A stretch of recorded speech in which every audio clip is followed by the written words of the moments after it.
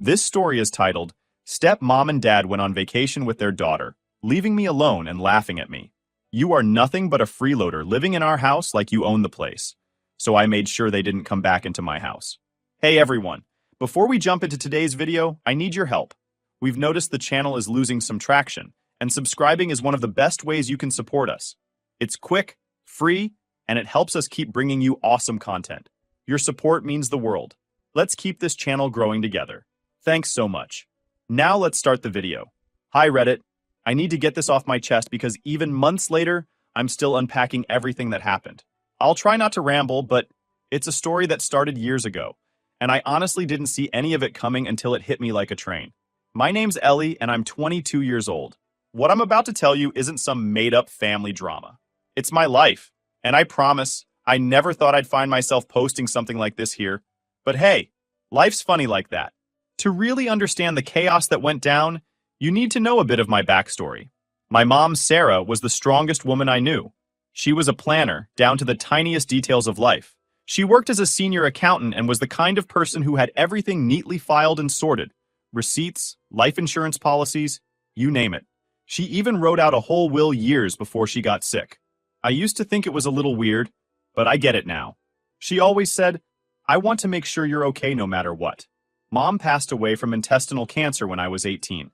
I don't know if any of you have dealt with something like that, but watching someone you love slowly deteriorate is devastating. She fought so hard for 4 years, though, and never once complained. She quit her job to focus on treatment, and somehow, through everything, she kept planning, making sure all the paperwork for the house, finances, and my future were solid. Before she passed, she sat me down and said, "Ellie, this house is yours now.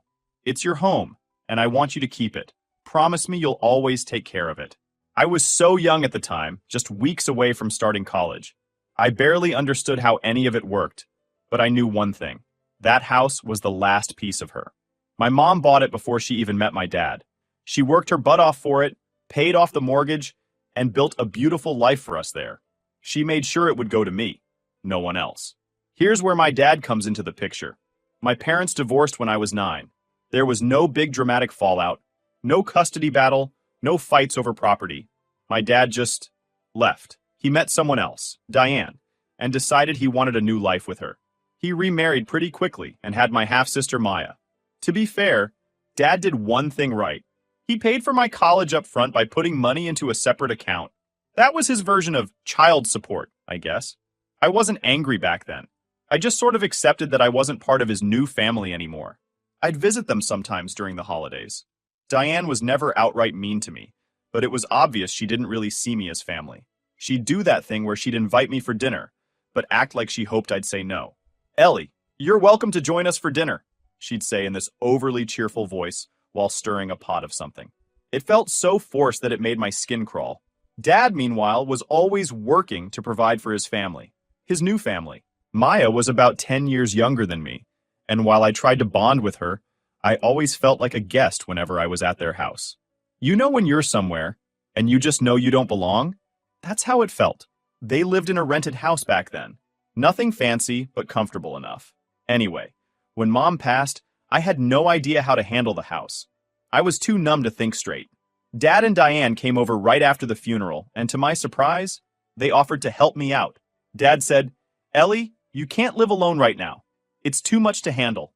Let us stay here for the summer, and we'll help take care of everything while you figure things out." I didn't argue. I was a mess. I'd just lost my mom, my anchor, and the thought of being alone in that big, quiet house scared me. Diane put on her best sympathetic face, acting like she was there for me, while Maya wandered through the house like it was a playground. I remember sitting in Mom's office, my office now, staring at her degrees on the wall and her neatly arranged financial books. She'd worked so hard to make sure I'd have a home, and yet I couldn't even bring myself to touch her things. I let Dad and Diane move into the spare room and Maya into what used to be Mom's craft room. By the end of the summer, I was getting ready to leave for college out of state. That's when Dad brought up the idea of them staying permanently. Over breakfast one morning, he pushed his coffee aside and said, "Ellie, what if we stayed here while you're at school? You won't have to worry about bills, maintenance, or the house sitting empty. It'll be good for all of us." Diane chimed in, flipping pancakes at the stove. We'd take care of everything, Ellie. The house will be in perfect shape when you come home. At the time, it made sense. They'd been decent housemates over the summer. Diane had even softened up a bit. She'd cook meals for me and invite me to her weird little book club meetings where middle-aged women gushed over bad romance novels. Maya started calling me her cool sister, which I'll admit warmed my heart a little. So I agreed. I didn't see any harm in it. I trusted them. Over the next 4 years, I came home for breaks and holidays, and honestly, it was okay. Diane would cook huge welcome home dinners. Dad would crack stupid dad jokes, and Maya would show me her latest middle school drama. I started to believe we'd turned into this strange but functional blended family. Sure, there were little things, like Diane rearranging furniture or making subtle comments about the house, but I shrugged them off. It wasn't worth making waves. When I called Dad my senior year of college to tell him I'd accepted a job back in my hometown, he seemed thrilled. "That's great, Ellie. We'll have the house ready for you." I didn't think twice about it. I graduated, packed up my stuff, and made the long trip home, excited to start this new chapter. I should have known something was wrong when the taxi pulled up to the house, and I noticed new curtains in the windows. Little things had changed. The rose bushes Mom planted were still there, but they were pruned differently. The front porch looked repainted. I didn't think much of it until I walked up to the door, pulled out my key, and it didn't fit. That's when everything started to unravel. I'll never forget the exact moment I realized something was seriously wrong. The taxi dropped me off on a warm, sunny afternoon. It felt like such a perfect day to be starting fresh. I was 22, degree in hand, job secured, and ready to move back into the house that I thought would always be mine. I even remember taking a moment to stand in front of the house, suitcase in hand, breathing in that weird mix of roses and fresh-cut grass. Mom's rose bushes were still there, though someone had trimmed them differently, like the rounded way Diane always shaped things. It was little details like that that I noticed first. Subtle changes. I walked up the porch, pulled out my house key, and slid it into the lock, already picturing my first night back in my room. I'd spent the whole car ride imagining throwing my stuff on my bed, unpacking a bit, and sleeping like a rock after the long trip. But the key didn't turn. I tried again. Nothing. I froze, mid-breath, just staring at the door like maybe I'd forgotten how locks worked. I jiggled the key. I turned it harder. Still nothing. No way. Maybe I'm overtired. Or maybe the lock's jammed. I knocked on the door, still half smiling, still hopeful. A moment later, Diane opened it, wearing an apron and looking like she'd just been baking, flour smudges on her hands and all. For half a second, her face went totally blank. Then she pasted on this fake smile and said, "Ellie, what are you doing here?" That question hit me like a slap. What was I doing here? I live here. Or at least I thought I did. I managed to stammer out, I'm moving back home. I told you guys about this, remember?" Her smile faltered. "Oh, right," she said, like she'd just remembered something she'd forgotten to put on the grocery list. She stepped aside reluctantly and let me in. The moment I rolled my suitcase inside, it was like stepping into a weird version of my house. The living room was different. Mom's furniture was still there, but it had been rearranged. Diane's tacky farmhouse decor, fake plants and cutesy signs that said things like "live, laugh, love," had taken over the mantel and the shelves. The old photo of Mom and me on the side table? Gone. A new family photo of Dad, Diane, and Maya was there instead. I swallowed hard, my throat tight, but I tried to stay calm. In the living room, Dad was sitting in Mom's old armchair, the one she used to curl up in with a book after work. He looked up from his tablet and did this awkward double take when he saw me.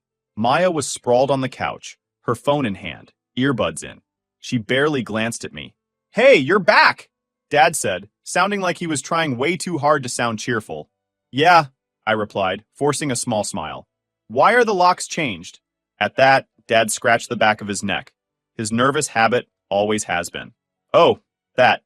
I changed them last month. There were a couple of break-ins in the neighborhood, so, for safety." "You didn't think to give me a new key?" My voice came out sharper than I intended, but I was already feeling weird about the whole situation. Diane, who was hovering behind me, jumped in. "We didn't think you'd be here so soon." "I graduated last week," I said, looking between them. "I told you guys I'd be moving back home for my job. I literally sent you the date I'd be here." Diane didn't respond. She just crossed her arms and stared at me like I was the one who'd done something wrong. Dad stood up and gestured toward the office. "Ellie, can we talk privately for a second?" I followed him, suitcase still in hand, my heart pounding. Mom's old office looked more or less the same, though I noticed some of her books had been pushed aside for Diane's stuff. Dad shut the door behind us, and when he turned to face me, I saw it. He was nervous. Like he already knew what he was about to say was going to piss me off. "Listen," he started, his voice low. "There's something I need to tell you." Those words made my stomach drop. Dad hesitated, his hands twitching at his sides. "Diane, she thinks this house is mine, that I let you live here after your mom passed." I stared at him, not comprehending. "What?" He sighed, looking at the floor. "I never told her the truth, that your mom bought the house and left it to you. I told her I gave it to your mom after the divorce, and that it reverted to me when she passed." I couldn't speak. I just stood there, staring at him, feeling like the air had been knocked out of me. My house. My mom's house. The one thing she fought so hard to make sure I'd have. And he lied about it? To Diane? For 4 years? "I had to, Ellie," Dad continued, still not meeting my eyes. "You don't understand what it's like. Diane wouldn't have agreed to live here if she thought it wasn't mine." I found my voice again, though it came out shaky. "So what? You let her think she owns my house? And now I'm supposed to just, what, disappear?" He grabbed my arm, pleading. No, it's not like that. Just give me a little time to fix this. I'll tell her the truth, I promise. Just not yet. I don't want to ruin my marriage. Please." I couldn't believe what I was hearing. My own father was asking me to lie, to let them stay in my house, the house my mom worked her whole life to buy, because he was too much of a coward to admit the truth to his wife. I took the keys he handed me for the new locks, but I was done. I felt sick. I felt betrayed. But mostly, I felt like an idiot for trusting them. I agreed to let him fix it. But deep down, I already knew this wasn't going to end well. That night at dinner, the tension was so thick you could cut it with a knife. Diane sat at the head of the table, smiling like nothing was wrong, but I caught her glancing at me every now and then.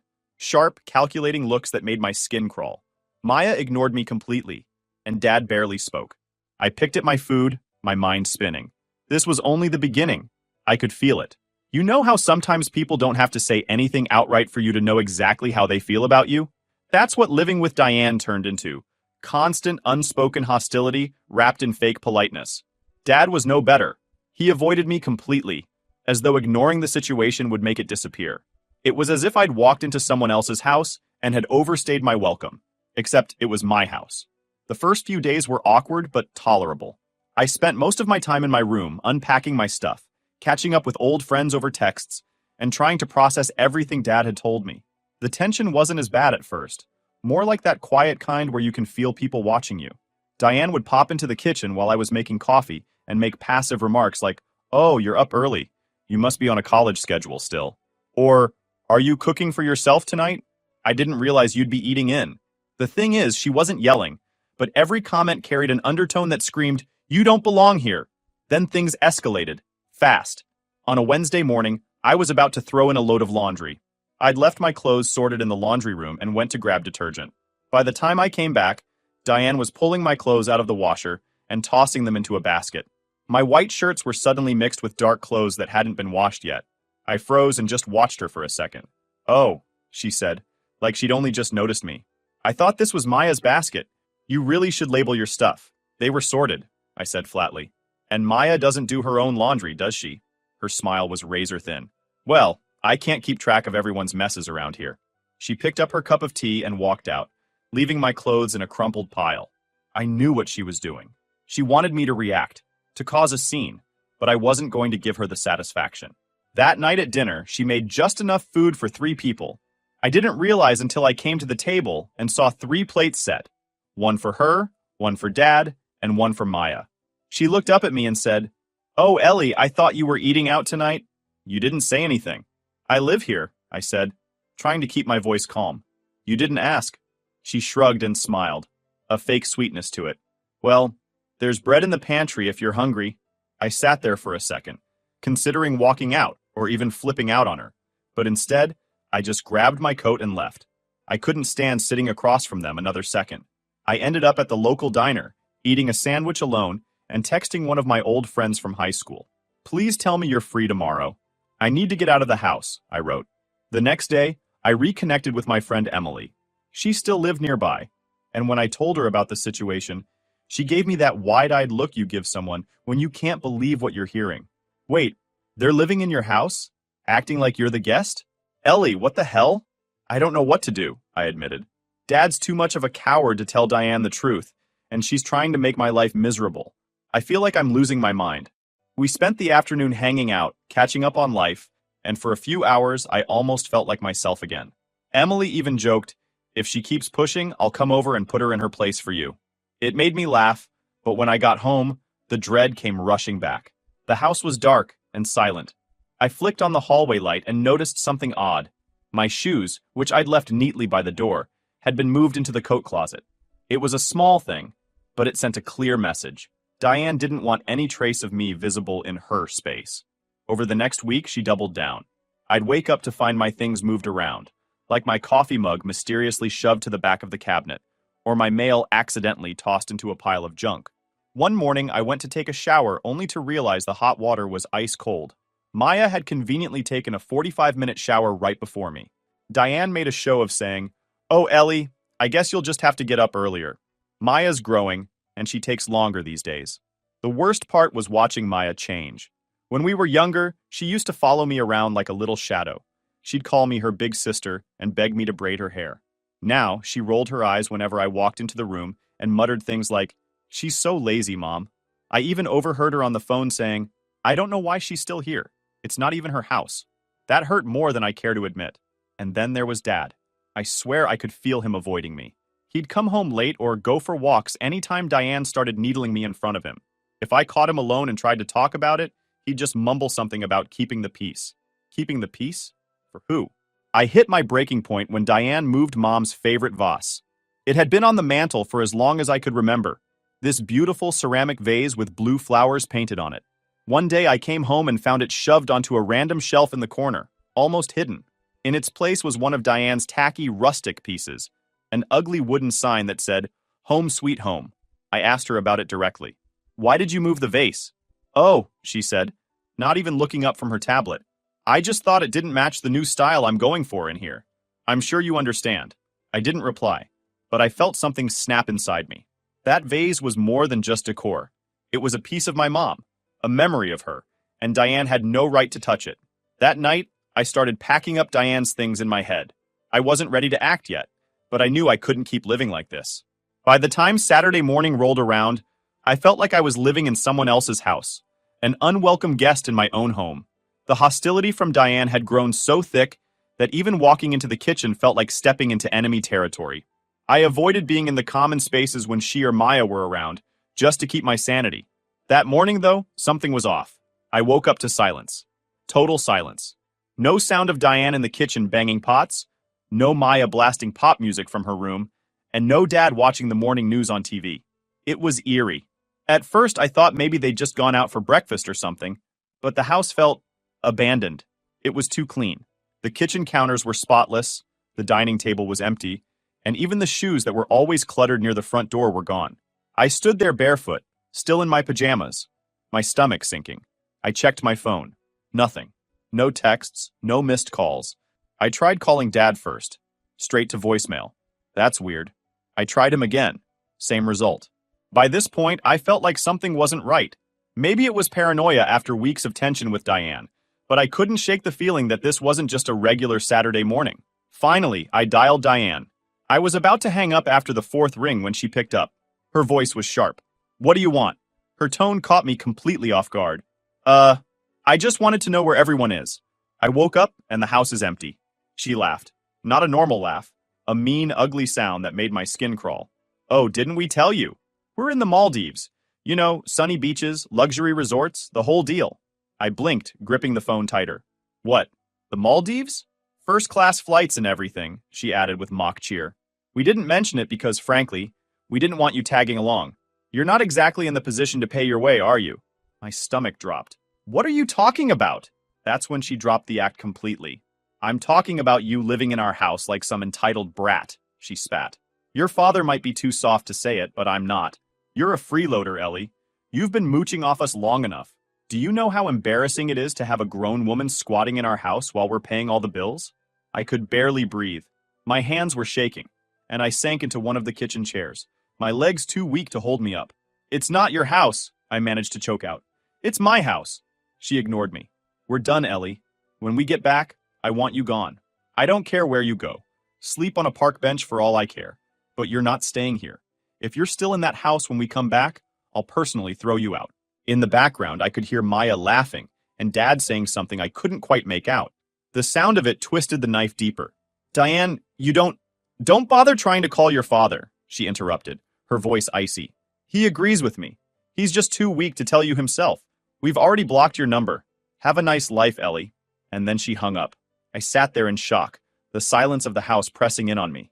I stared at the phone, half expecting her to call back and say it was some cruel joke, but she didn't. My father's silence on the other end had been enough to confirm everything. They were gone, on vacation, living it up on a tropical island while I sat alone in what was supposed to be my house. And the worst part? They planned to throw me out when they got back. For the first few minutes, I just sat there, my mind blank. I couldn't process it. I couldn't wrap my head around the fact that my dad, my own father, had let this happen. He didn't stop her. He didn't stand up for me. He just went along with it. But the shock didn't last long. It turned into something else. Something I hadn't felt in weeks. Rage. They wanted me gone? Fine. But they'd forgotten one very important thing. This was my house. I spent the next hour sitting in that chair, staring at the walls, replaying the conversation in my head. Diane's voice echoed over and over. Freeloader, squatter, embarrassing. It wasn't just what she said, but the way she said it. Like I was some useless parasite clinging to their perfect lives. Like I didn't belong here. Well, I wasn't going to let her win. By noon, I had a plan. First things first, I blocked their numbers. I didn't want to hear a word from any of them, not even Dad. Then I called a locksmith. Emergency service? The guy asked when I explained what I needed. Yes, I said, trying to keep my voice steady. As soon as possible. The locksmith arrived that afternoon, an older guy with kind eyes who didn't ask too many questions. He changed every lock in the house. Front door, back door, garage door, you name it. It cost me more than I wanted to spend. But at that point, I didn't care. Anyone else have keys to these doors? He asked as he handed me the new set. Not anymore, I replied. Once the locks were changed, I grabbed some garbage bags and boxes and started packing up their stuff. I was done pretending like everything was fine. If Diane and Dad thought they could waltz back into my house after treating me like garbage, they were in for a surprise. I went room by room. Diane's expensive clothes? Packed. Her fancy bathroom products cluttering up the counters? Into a bag. Maya's toys, school supplies, and whatever else she'd left lying around? Boxed up. Dad's golf clubs, the ones he never used but always bragged about having, went straight into the garage. By the time I finished, the sun was setting, and the garage was packed full of their things. It was exhausting, but it felt good, like I was reclaiming what was mine piece by piece. I sat on the couch that night, staring at the clean, empty space that had been taken over for years. It felt strange, quiet, but it also felt like home again. I slept better that night than I had in weeks. The next morning, I woke up with a sense of calm I hadn't felt in forever. I brewed myself a cup of coffee, sat in Mom's old chair, and watched the sunlight stream through the window. I knew this was just the beginning. Diane wasn't going to let this go without a fight, and Dad, well, I didn't know what to expect from him anymore. But one thing was certain, I wasn't going anywhere. Point. It was a Friday evening when the storm hit. I'd been expecting it. Honestly, I'd spent the whole week mentally preparing for the explosion that was bound to happen once they came back and saw what I'd done. I even rehearsed what I'd say, over and over again, so I wouldn't stumble or give them a chance to manipulate me. That afternoon, I'd come home from work, drop my bag by the door, and noticed how quiet the house was. It wasn't the eerie, empty quiet I'd felt that morning after Diane's call. No. This was the kind of quiet that felt right. It felt like peace. My peace. I had just sat down with my laptop to catch up on some emails when I heard the car pull into the driveway. The sound of tires crunching on gravel made my stomach twist, but I forced myself to stay calm. I didn't move from my spot on the couch as I listened to doors slam, footsteps pound up the walkway, and then the sound of Diane trying, and failing, to unlock the front door. She started banging on it immediately. Ellie! Her voice was already shrill. Ellie, what the hell is going on? Why won't the door open?